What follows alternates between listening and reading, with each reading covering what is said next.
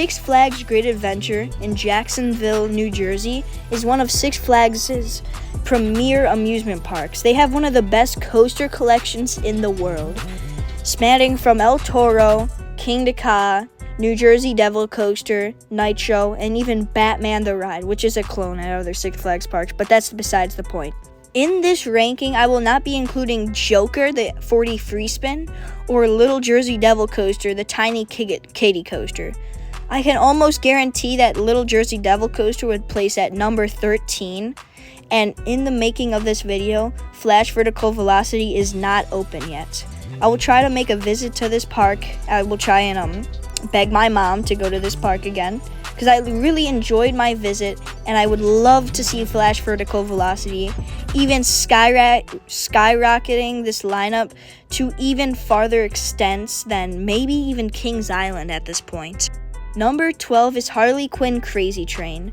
This is I don't think the name fits it because it's not quite a crazy train, but it does have a fun back row feeling when you get whipped down that drop, but that's the only really good part of the ride. The only other parts are just kiddie coaster parts. In the front, it feels like you're getting launched because the train is comedically long, but nothing else to be said about this tiny little kiddie coaster. Number 11 is Skull Mountain. Skull Mountain kind of just meanders inside a dark building. The outside theming is nice, but it has some floater on its first drop. But like I said, it does basically nothing in its inside portion. It goes around. It has a fun helix at the end, though, which I would think that's the best element on the ride, and that is worth the tiny line that it will be. It's usually a tiny line. Number 10 is the Dark Knight Coaster. This is just an average Wild Mouse, but it has nice theming. I love this coaster for what it is, but I kind of wish it was more thrilling because the theming is probably the best theming Six Flags has ever done. Maybe in an exception of Battle of Justice League, which is their dark ride on all the Six Flags parks. Nice shooting dark ride. Wish I did it when I went. But this is a nice Waddle Mouse. Nothing much to it, but it still looks like a fun layout. And I probably won't re-ride it when I go back, but it's still a fun ride. Number 9 is Runaway Mine Train. Nothing much to be said here. It's a fun mine train that goes into the forest, does a fun helix, and then goes into a ejector airtime hill on a mine train, which is actually pretty uncomfortable, but it's still a nice element on this ride in a very, very nice setting. Number 8 is Medusa Steel Coaster. I don't know why I said the full name. No one ever says the full name. But anyways, it has nice head choppers. It's a floorless coaster, a relatively intense floorless coaster. I love the double corkscrew, the interlocking corkscrews with the freeze effect. It's a really nice head chopper. And this ride's color scheme and effects are pretty cool. I also went on a very hot day, so they didn't have the fire on. Thankfully, they did not have the fire on, because the breeze on this felt really nice in the front row. But anyways, this is just a floorless coaster. Usually they're kind of forceless, but this one pulled a tiny bit of forces. Yippee. Number 7 is Green Lantern. Now you may be wondering, why is Green Lantern this high? And I say to that, Green Lantern is very fun. For me, because I'm tiny, and it would hurt so much if I was bigger. But I kind of like the forces on your legs. They're okay. But I do like standing up on a coaster. It gives a fun experience, but only in this layout. If there was a stand-up Steel Vengeance, especially the Togo stand-ups, those things are a whole nother thing. And it's honestly just a fun ride that goes through like a parking lot. Yeah, they need to work on landscaping, Six Flags does. It's such a bad setting. But anyways. Number 6 is Superman Ultimate Flight. The first drop is fun, and I like being in the flying position. The pretzel loop is really intense, probably the single-handedly most intense element I've ever been on a roller coaster, except a hydraulic launch. And those things are crazy. If you haven't experienced one, you need to get out to a park and experience one now. Like, just go into the car and drive. Turn off this video or play it on Bluetooth and just go out of your way and drive. But anyways, I like the inversions on this coaster. Every inversion hits kind of hard, but like I said, it kind of just meanders after that pretzel loop. Number 5 is Nitro, and Nitro definitely has its how do I put this? Its fan bases. But anyways, I do like this coaster. It's my fault it's this low. I rode in the middle row. I don't know what's wrong with me. But it was very hot when I went, so it should have been running very fast. I do like all the airtime hills give a little floater. The turnaround is just straight weird. Like, look at this. This turnaround is just straight weird. It has a beautiful setting going through the woods and stuff by the lake. And then, right after this airtime hill right here, you go into the helixes. And when I say I love this helix, it's so unbelievably good. It might be the single-handedly best helix of all time. The best helix of all time. I award it right here. It's the most intense thing.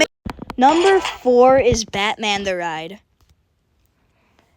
Now I know I just destroyed some of your souls, but Batman the Ride, just removing that it's a clone, is an amazing invert. It's my second favorite invert of all time, just behind Montu. And these vertical loops are so good. It's so whippy. It whips you through every single element. Probably because I was going so fast because it was on a very, very hot day, and it was warmed up very well. And this queue line absolutely sucked. Absolute dog poo-poo. It had to be like 110 degrees in there, and I waited like 20 minutes in like a sauna. It was absolutely terrible. I do not recommend it. This should be number 12 just because that stupid queue line. Number 3 is Jersey Devil Coaster. Now, Jersey Devil Coaster, some people say it runs very slow. That, in my case, it did not run slow at all. Probably because it was around 100 degrees out. But anyways, this ride gave some of the most sustained ejector airtime on that first drop. And it gives ejector airtime on dive loops. Apparently dive loops give ejector airtime now. I don't understand RMC, Alan Slinky, or however you say his name. You are a madman for making coasters like these. I don't even know if he made this, but he's a madman anyways. But the stall is nice. Honestly, I'm just blown away by that first drop. Golly gee goodness. I haven't been giving away a lot of golly gee goodnesses, but golly gee good. Number 2 is King Ka. Now, King Ka has a really good adrenaline rush. It's one of the best adrenaline rushes you can experience in the world. Right now, it is the fastest roller coaster in the world and the tallest roller coaster in the world. Just because Formula Rosa right now is SBN though. Don't know when that's going to open up. Hope it doesn't end up like Dota Dampa. But this coaster has my favorite launch on any coaster. Yes, I rode the original Dragster and I still like this better. But this coaster, its height is so good. But I think this is better than Dragster because it has more layout. It has an airtime hill that actually gives a little bit of floater. I love the twist down. Top Thrill 2 may be better. But still, this is a really, really good adrenaline rush. And I would say this is the best 20 seconds of a roller coaster you can experience ever. And number 1 is El Toro. What did you expect? This ride is bonkers. I love it so much because the airtime is so sustained that you're getting ejector airtime for at least 5 seconds each hill. It's if a B&M Hyper wanted to kill you instead of being a graceful cloud dream ride. But this ride also, some people say the middle section of the ride doesn't do anything. Now I say they're wrong because it gives some floater airtime in the middle section. And do I even have to say anything about the Rolling Thunder Hill? I love the S-bends and the twister section too. It's an amazing finale for this amazing coaster that knocked my socks off. I sound like a dad from the 1800s right now.